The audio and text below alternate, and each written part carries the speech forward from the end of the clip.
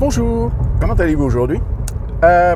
Petite vidéo réaction parce que je ne sais pas si vous avez les mêmes fréquentations que moi, mais depuis quelque temps, et plus particulièrement sur Twitter, il y a des gens qui commencent à nous parler d'un retournement de veste de la part de certains laboratoires.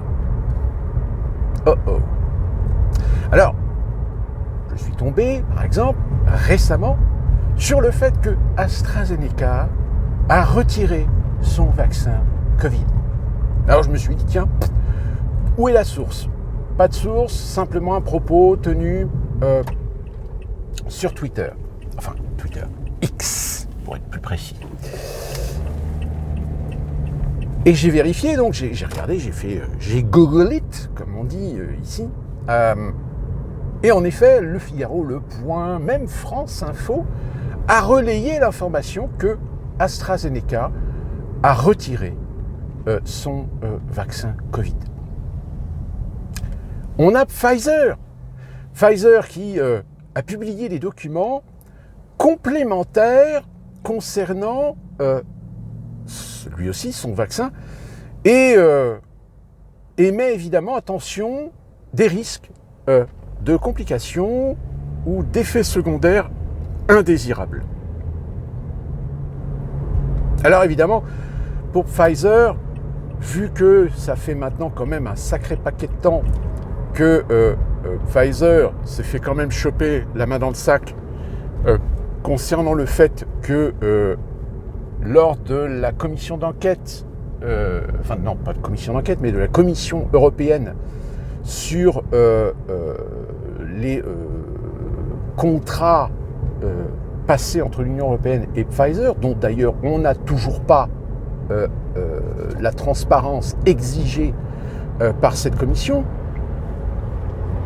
force est de constater que malheureusement, ça devient compliqué. Parce que d'un côté, Pfizer est en train tout simplement de protéger son cul en disant non, voilà, on émet des informations, on émet des documents comme quoi, attention, notre vaccin, il peut avoir des conséquences. Oui, mais c'est trop tard. C'est trop tard parce que ce que vous êtes en train de faire, c'est de faire ce que normalement vous auriez dû faire avant de faire valider vos produits. Sauf que vous avez bénéficié de la complaisance politique, de la peur, de la panique, de la pandémie, pour réussir à faire valider des produits qui, en réalité, vous ne les avez pas testés complètement. On se souvient de Karine Lacombe d'ailleurs, qui fait la promo de son bouquin en ce moment. C'est comme quoi vous avez des gens qui n'ont absolument aucun honneur, qui vantaient les mérites d'un médicament qui était le Remdesivir. Remdesivir, je crois que c'était BioNTech. Non, c'était pas BioNTech, c'était qui, je ne sais plus.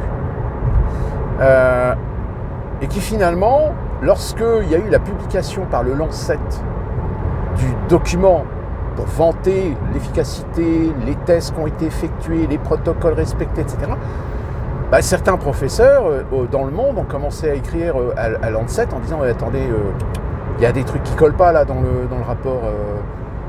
Et finalement, le rapport a été dépublié par le Lancet 72 heures après. Et c'est avéré que le Remdesivir était en réalité un produit qui avait été développé dans une autre optique, mais que tout d'un coup, des scientifiques se sont dit tiens, ça serait bien, puisqu'il y a certains critères, certains composants qui peuvent éventuellement rentrer dans la ligne de ce qui pourrait servir à soigner du Covid, le Covid étant un SRAS, comme on les appelle, ou un SRAS, non c'est un SRAS, pardon. Je ne vais pas résumer le scandale que ça a fait à l'époque. Ça a fait tâche d'autant plus que l'opinion, au moins celle qui essayait de s'informer, de s'intéresser un petit peu à ce qui se passait, finalement ont bien été en face d'une situation où finalement tous ces médecins qui nous disaient ayez confiance, finalement non. Et c'est là que la situation a commencé un petit peu à merder. Et c'est là que Véran et toute la clique ont commencé à nous faire passer pour des menteurs, des complotistes, des fanatiques, les anti-vax, l'ennemi. Ouais, sauf que les anti-vax aujourd'hui, peut-être que certains d'entre eux avaient finalement raison. Raison de se méfier. Parce qu'aujourd'hui, les laboratoires, eh bien, sont tout simplement en train de révéler ce que, dans un protocole normal, ils auraient découvert, établi, rapporté, pour avoir l'autorisation de mise sur le marché.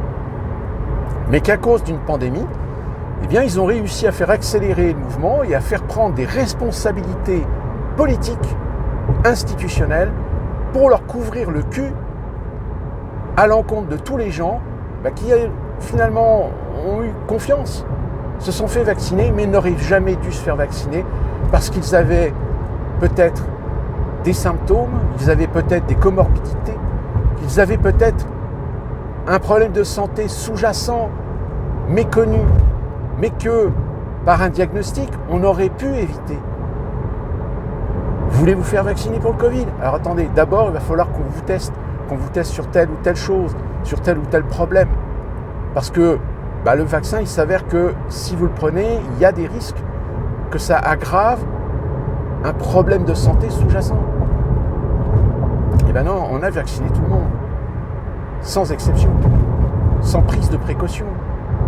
Alors oui, au début, il y a eu une recrudescence de problèmes de santé vis-à-vis de certaines personnes avec certains diagnostics. Et là, on a dit, stop, attention, ces gens-là, évitez le vaccin. Ou alors, informez-les des risques.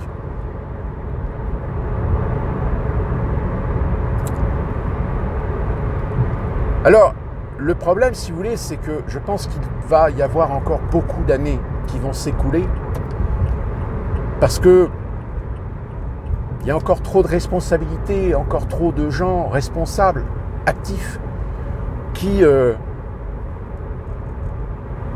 pourraient devoir répondre devant la justice de choix, de décisions.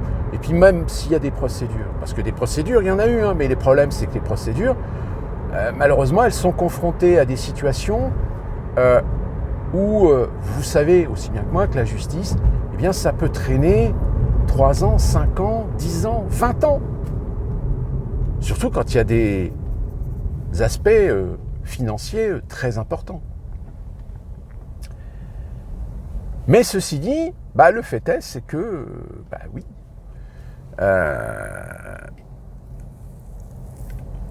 finalement, ce que certains nous disaient, prétendaient,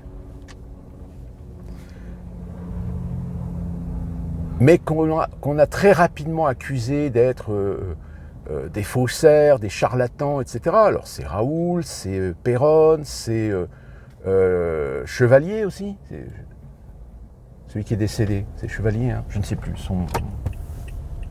Je ne me rappelle plus de son nom. Mais néanmoins, force est de constater que finalement ces gens-là qui nous alertaient, force est de constater que pour la plupart, ils avaient plus ou moins raison. Mais raison par une logique médicale.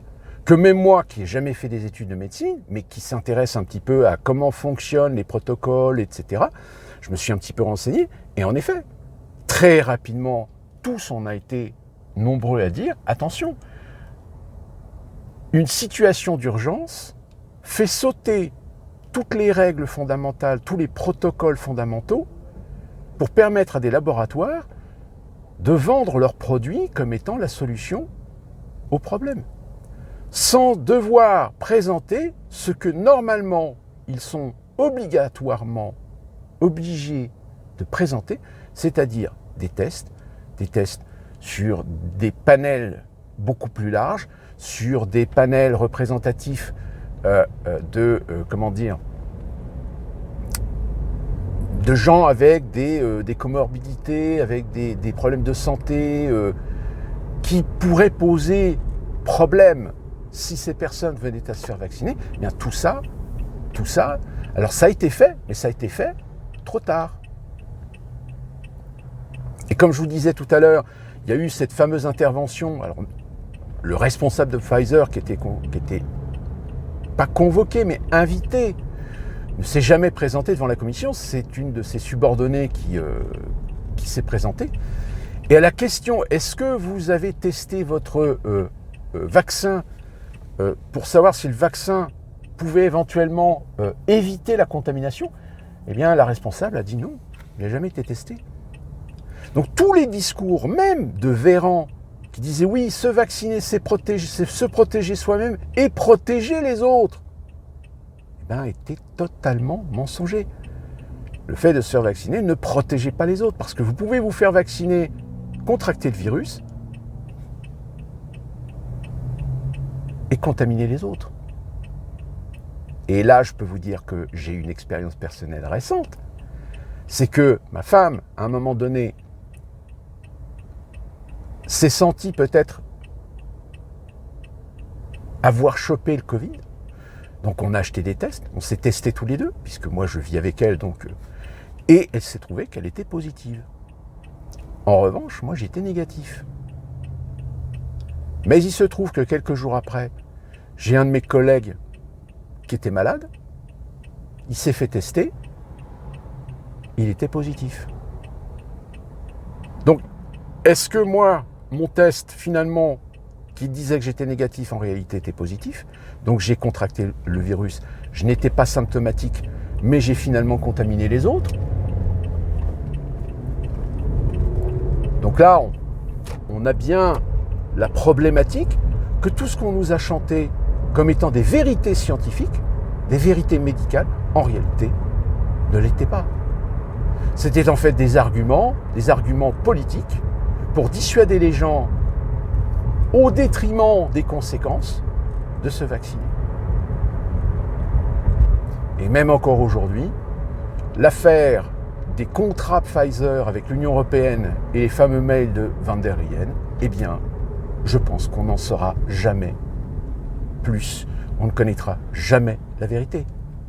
Donc à partir du moment où ceux qui chantent aujourd'hui l'Union européenne, quand vous avez ce scandale, et d'autres, d'autres scandales qui ont été émergés, les personnes ont été condamnées, mais elles ont été amnistiées, elles ont été relâchées, etc.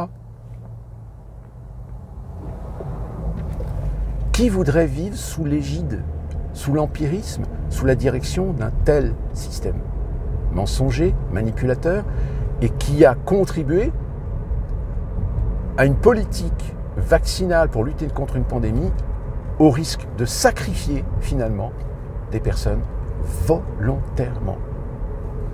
Vous savez, c'est ce fameux pourcentage sacrificiel, ce fameux pourcentage de pertes acceptables. Pour sauver des milliards d'individus, eh bien, on est prêt à sacrifier la santé, la vie de millions d'autres personnes.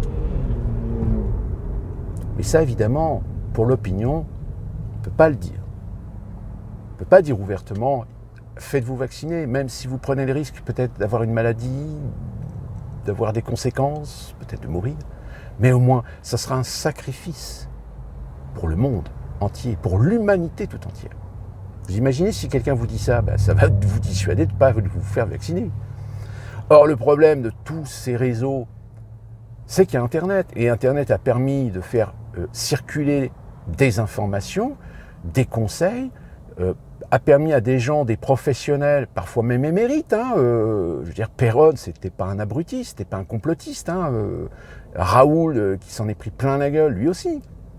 Mais même encore aujourd'hui, vous êtes persuadés de trouver des gens sur les réseaux sociaux qui sont convaincus que Raoul est un charlatan, que Raoul est un menteur, que Raoul a fait des tests en faisant l'impasse sur certains protocoles, etc. Alors lui, on l'accuse d'avoir fait l'impasse sur certains protocoles. Par contre, là où des protocoles n'ont pas du tout été respectés par des laboratoires et que les laboratoires, on leur a donné un chèque en blanc pour vendre des vaccins et faire vacciner tout le monde avec leurs produits qui n'ont pas été testés complètement, là, ça passe.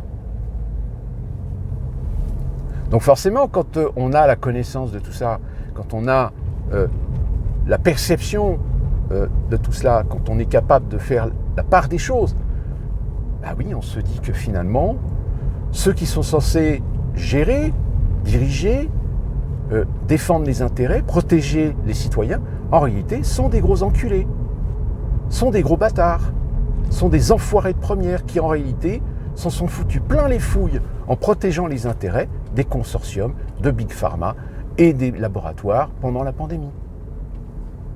Sauf qu'aujourd'hui, les laboratoires, il y en a certains qui commencent à protéger leur cul, sauf qu'en protégeant leur cul, ils révèlent que finalement, ce que l'on disait à une certaine époque, s'est avéré vrai. Mais ça, évidemment, c'est bizarre. Si vous avez une certaine presse qui en parle, vous ne le voyez ni sur BFM, ni sur TF1, ni sur LCI, ni sur France Inter, ni sur France Télévisions, ni même CNews. CNews n'en parle même pas.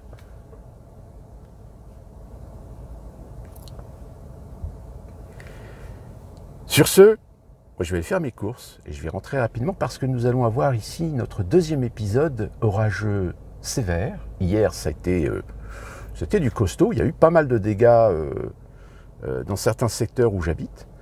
Et là, il prévoit une deuxième vague pour ce soir. Donc, je vais me dépêcher de faire mes petites courses. Et nous, on se retrouve très prochainement pour une nouvelle vidéo. Et je vous laisse méditer, évidemment, sur ces révélations très intéressantes.